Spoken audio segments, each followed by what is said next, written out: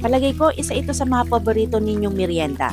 Ito yung tinatawag natin na dynamite. Pero yung gagawin natin ngayon ay yung version ko ng cheesy tuna dynamite. Madali lang i-prepare ito kaya sigurado ako na kayang-kaya nyo rin to. Kaya tara, start na tayo. Ang kailangan natin dito ay sili panigang. Pumili kayo ng mahaba na medyo mataba para mas madali siyang lagyan ng filling. At saka yung straight para mas madali siyang balutin. Para sa akin, kapag nag-prepare kayo ng sili, mas maganda naka-face mask kayo, naka-gloves kayo para hindi nyo malanghap at saka hindi kumapit yung anghang ng sili dun sa mga balat ninyo. Tanggalin natin yung seeds at scrape nyo yung mga puti-puti na nandun sa sili para mabawasan yung anghang. Isang tip pa para mabawasan pa yung anghang ng sili natin, ibabad natin yan sa tubig na merong asin for at least 10-15 minutes.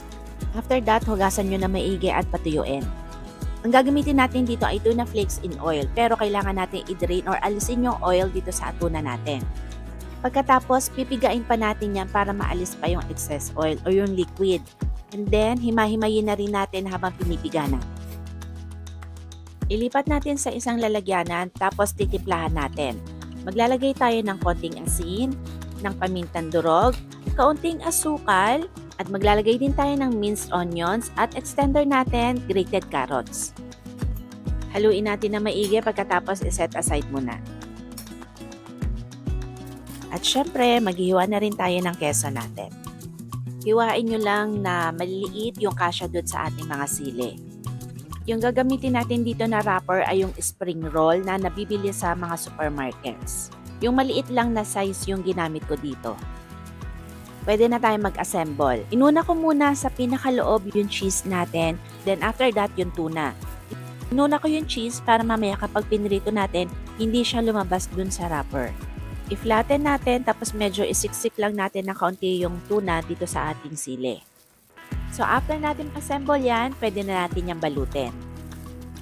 Sa pagbabalot naman, same lang sila ng lumpiang Shanghai. Ang difference lang nito, nakalabas lang yung tangkay ng ating mga sili. So, pwede ninyong gayahin yung pagbabalot ko or pwede kayong dumiskarte ng sarili ninyo basta masecure ninyo yung feeling ng inyong mga dynamite. So, yung sa pinakadulo naman, tubig lang naman yung gagamitin natin dyan para ma-close natin yung wrapper. At habang tinatapos natin yan, baka naman hindi ka pa nakasubscribe sa ating channel, i-click mo na yung subscribe button at notification bell para ma-notify ka kapag meron tayong mga bagong uploads. Kapag natapos na natin lahat yan, magpiprito na tayo.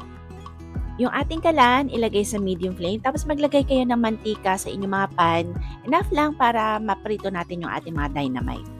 Kapag mainit na yung mantika, ilagay na natin yung mga dynamite. Iprito natin yan ng mga 3 to 5 minutes, or kapag nakita ninyo na brown and crispy na yung kabilang side, baliktarin nyo na at yung kabilang side naman ang iprito ninyo.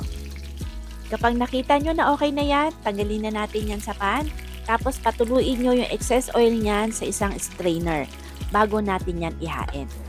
Kaya natatakam na tuloy ako, kaya i-plate na natin yan. Ito na yung aking version ng cheesy tuna dynamite. Mas masarap yan kasama yung ating mayo ketchup dip. At syempre, ang pinakamasarap, tikiman portion. Narinig nyo ba kung gaano yung kalutong? Okay, kain na!